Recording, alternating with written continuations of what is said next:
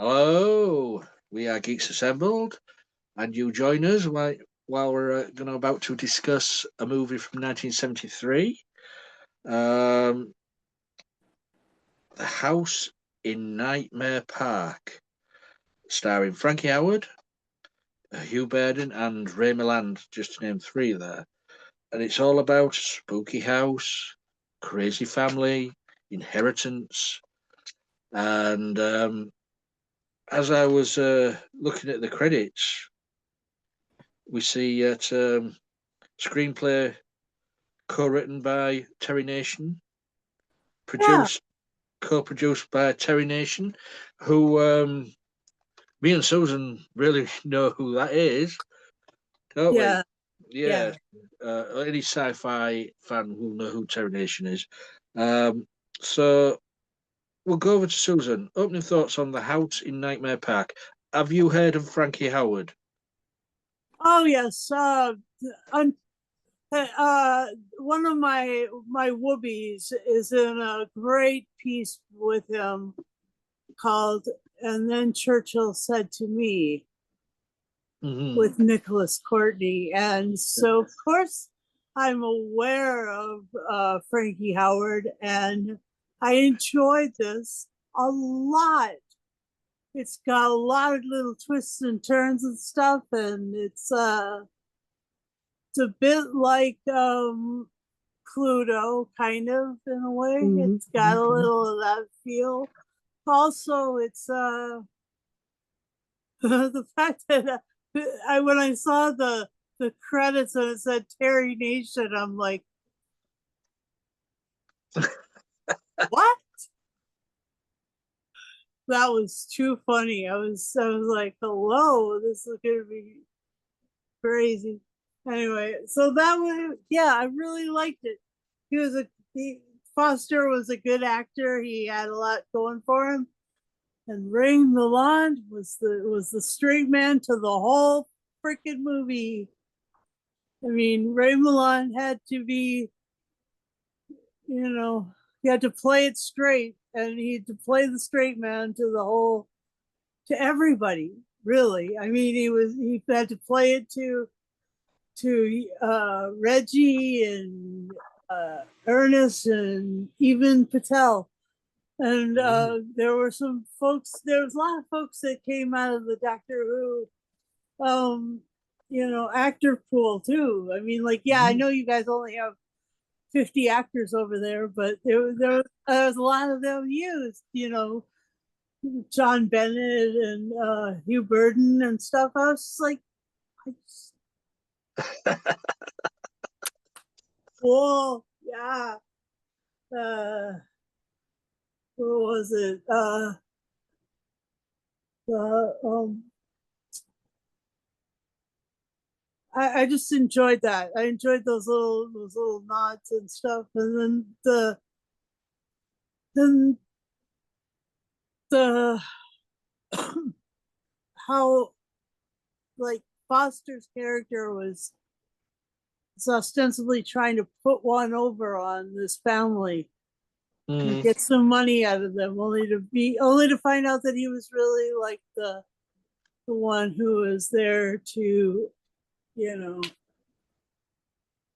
pick all their pockets, basically. So that was fun. And yeah, there was, I mean, it was funny, it was really enjoyable. I was also noticing Beryl Virtue. Could that be Sue Virtue's family? Sue, I, I who's do not know. Stephen Moffat's wife. Anyway, that's weird. So there was a lot of like Doctor Who connections in this, and those are always fun for me as a Whovian to knock knock on their windows and look in there, see what they've been doing. And then the other thing was that it was really well shot. I mean, it was super 50s cinematography, but it was like lovely. Oh my gosh, it was very pretty. And yeah, so I enjoyed it. It was pretty. It was very atmospheric. It was like there were some sort of eerie moments. But you're right about. I mean, this was most. I think that this had less horror, more comedy than the one we reviewed earlier. And Yeah. so it was more character off character comedy. Anyway, so what are your opening thoughts, Lee? Well, my opening thoughts is what a great movie to have two of the most fantastic acting toupees to share the screen together. Acting toupees, Acting toupees. the Frankie, hairpiece. yeah, Frankie Howard's toupee and Ray Milland's toupee to share the Oh, screen together because they were famous for wearing toupees. They were bold as coots. Um, it's very difficult to decide which one acted each other with the toupees. But what? That's hilarious! Oh my god, I didn't even know. yeah, it's a play on the old Hammer horror, isn't it? And Uh-huh. the old haunted house thing. But Uh-huh. all comes down to family inheritance of diamonds, hidden diamonds in the property. Uh-huh. Uh, with Frankie Howard's character not knowing that he's really their nephew Mhm. because he was adopted and he's to inherit the fortune. And Mhm. this is where the trouble starts. That there, what's the matter? You're just picturing the toupees now. Huh? It's so funny. No, if I'm picturing them trying to get the box Yeah, and then at the very end. But go on, please. but yeah, you've got an ensemble cast here, as you've mentioned, John Bennett and Hugh Baden, which we all know from several Doctor Who stories they've done. Um, um, which we did get it happened twice here with John Bennett blacking up as Patel, God, that was horrible. and also Kenneth Griffiths as Ernest blacking up when they did the dance of the Oh, marionette. that was horrible. Um, it was very creepy that routine with the marionettes. Yeah, It really was. yeah, especially like Yeah, that whole thing was really. I mean, yeah, okay, they did it when they were young kids, but now they're into the 50s and 60s, and they were doing that to entertain, which I thought it's really strange, but it's a crazy family, and I think that's Uh-huh. entertainment. And then also you've got the mad woman in the attic, the mother. Oh my gosh, yeah, You know, everything's been thrown at this movie. You know, yeah, and the mother didn't. I mean, she didn't look like she had necessarily stayed alive up there. That she had probably started decomposing up there. I well, mean, yeah, she no the hair and makeup was intense. yeah, yeah, crazy lady in the attic, and well, it was the whole family was crazy. Yeah, but you take when she took off that black veil that she was Oh, wearing, yeah. she Yeah. looked just disgusted, like decomposed. Excellent what made, makeup job. what made me laugh though was Frankie Howard playing the the nephew of these other characters. I think he was older than some of them. Yeah, I just definitely. Oh my god, so hilarious. Uh, yeah, but I know you can be a nephew and be older Uh huh. if you have uh, someone's born and your uncle is younger. So, but it just didn't. It stood out like a sore thumb to me. But yeah, and also Frankie Howard with the women, doing all the love scene, not love scenes, but romantic scenes, and with the other woman and all that. Well, well, everybody knew that Frankie Howard was gay, Yeah, so yeah. No, it was like those sort of oh, oh, oh yeah, those cooing scenes oh make me cringe. And yeah, those are like that is like this very British cringe.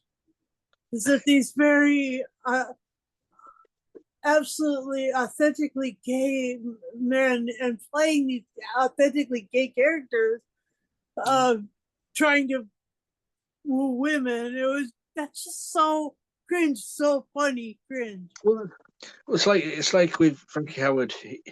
He he went back to the 1940s and 50s, but Uh-huh. his big successes on TV were Up Pompeii, Uh-huh.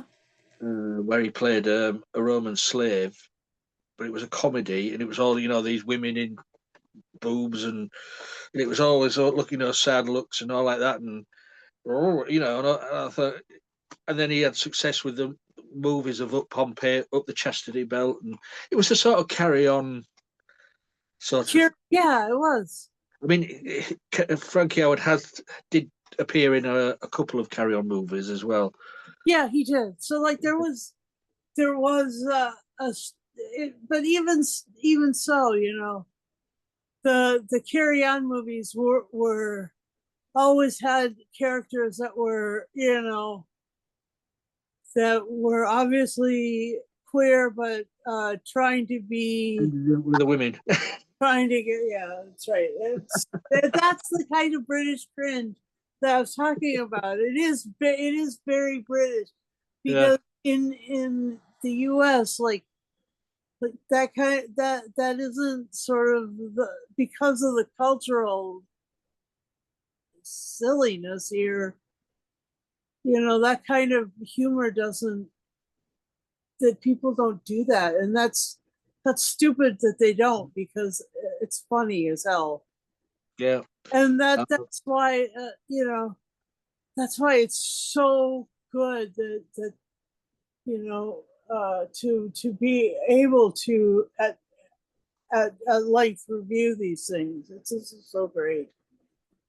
And these actresses, I think I've seen Ruth Dunning in a bunch of things, and I think I've seen Rosalie Crutchley and stuff.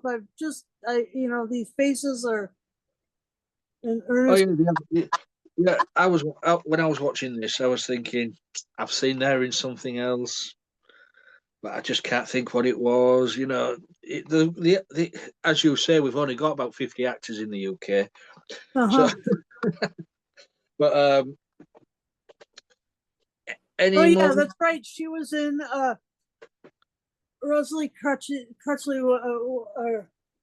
Rosalie, yeah, Crutchley was in Perot. A lot of the Perot episodes. Yeah. So that's what it. So, any moments what stick out in your mind?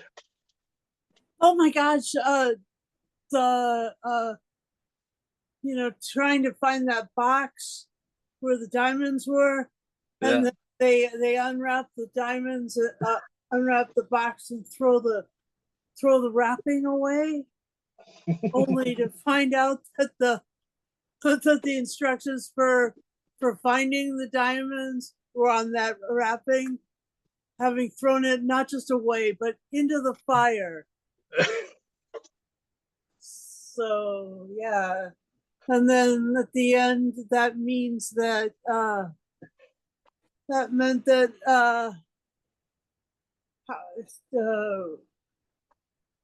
what's his name? Foster was digging up that whole Meadow. front The old meadow. meadow.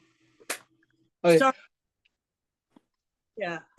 for me, there was a few I mean, the ongoing joke of him trying to drink and eat something, and, his drinking, his food was always taken away, or he never Oh gosh, yes.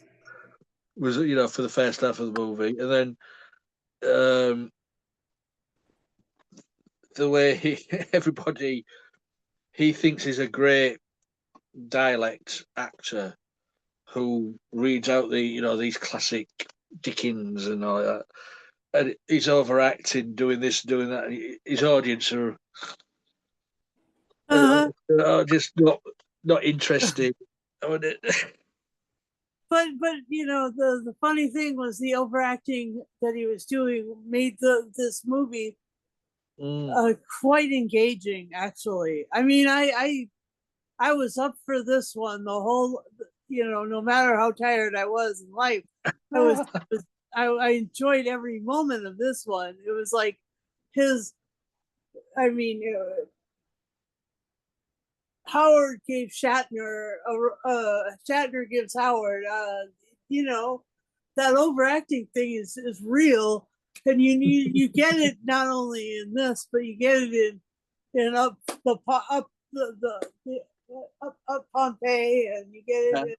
I And mean, you get it in until the Churchill said to me or something, and then you get them in some of the other stuff, but that overacting that he does is just so funny. One of the innuendo jokes in this is with the rabbits, where she's holding two rabbits, and he goes, "What a lovely pair! Can I stroke them?" She's holding them. Yes. Uh, Soon to be snake food, of course. Uh-huh.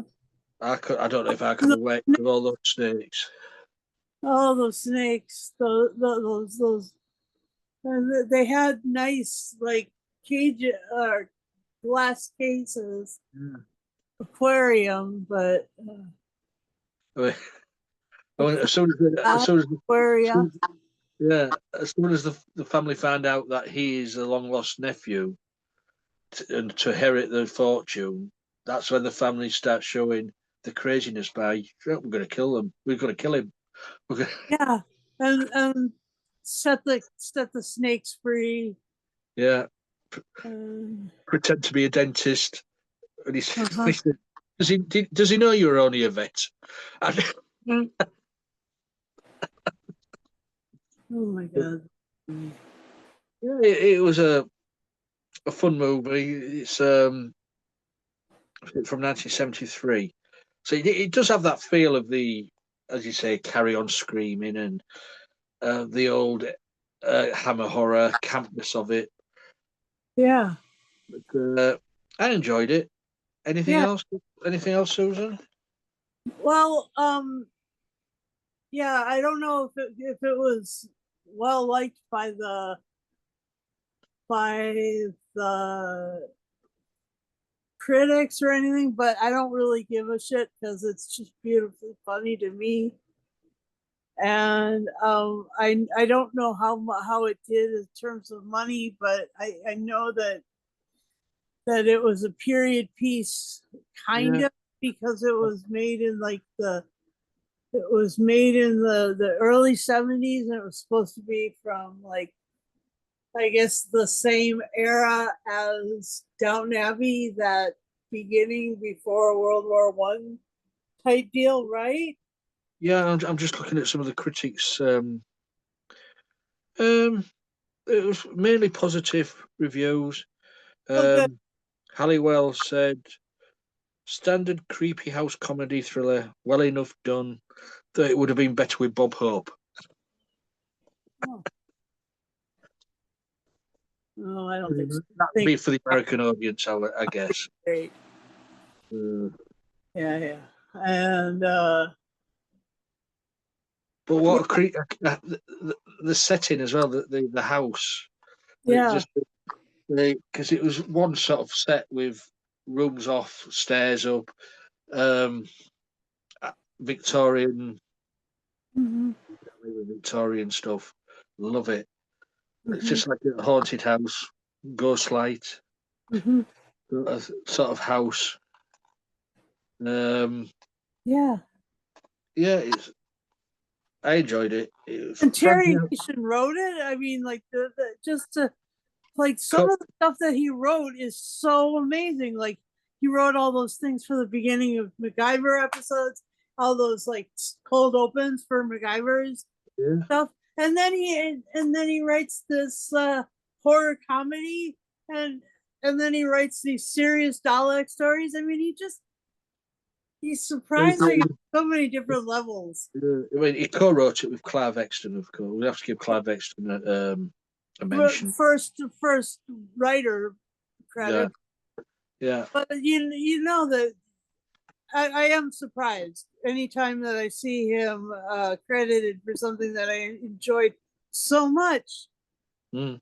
You know, to be honest, you know, he's you don't think that you're going to enjoy something that Terry Nation writes like so much, but I end up doing it. He ends up making, you know, and yeah, I'm only too surprised to find that out. You know, he's Well, to be honest, I was surprised. What I mean, I've had the DVD for quite a while. Like, I mean, I've watched it before, but I haven't really paid no attention to the credits, and yeah, and then I was sat down watching it yesterday, and oh, Terry Nation. I haven't noticed that before. exactly what I'm saying. Nailed it. Yeah, exactly right. Because we've been reviewing these things. That was the last time I watched this was before we started doing these casts. So now we review it. I pay more attention to what's going on the screen. So you're as surprised as I was. So there we go. That's what I'm saying. That's exactly right. Anything else before we go final say and score? Uh, no, it's just that Frankie Howard is underappreciated. Titty ye not. What? Titty ye not. That's one of his sayings, is Frankie Howard when he's live on stage. Titty ye not. Titty not. Titty Yeah. ye not. Yeah. Oh. So great. So Miss. great. So I mean, there are people that I'm gonna have to look up, but this whole cast was so interesting. I liked the and the fact that Frankie had Ray Milan to play the straight the whole way through. Yeah. You know, the straight character. To get Ray Milland as well in this, because he was a big Hollywood actor at the time, Oscar winner. Uh-huh. I mean, yeah. Was Ray Milland British or was he American? I can't remember. Because he's always Welsh American, so he must have got American citizenship at some point. But he was from Wales, so he came from this country, from good old Great Britain. Yeah, I mean, he was he was born in Wales. He was born in Wales around the same year that this is supposed to be for him. Yeah. 1907, and had because he never lost his tone, his accent, his sort of British Welsh accent. Some British actors who go over to America and become an American citizen don't lose their accent. Yeah, he followed Estelle Brody over to Hollywood, and that's when he ended up staying there. Like Cary Grant, he never sort of lost his accent. No, right, exactly. Archibald. Bob Hope sort of lost it because he was British, and Charlie Chaplin, he was British till the end. He had the right British accent. Yeah. And of course Stan Laurel. Yep. But yeah, yeah, to get Ray Milland into this, I would say a budget movie as well. Not a big, money spent on it. Was a coup, I suppose. It really was. So, anything else before we go to final and score? Um, yeah, no, this was so great, and yeah, I would strongly suggest anybody who wants to laugh their face off to just, go find the house at Nightmare Park and find it really anything that Frankie Howard ever did. I And think I think in America this was called Crazy House. I think. yeah, maybe, but it was searchable Yeah. at House at Nightmare Park, and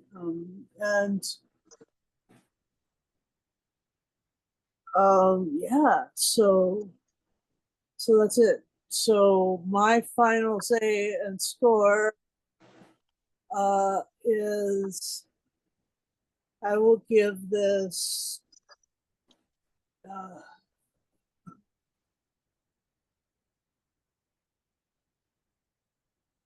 I'll give this 10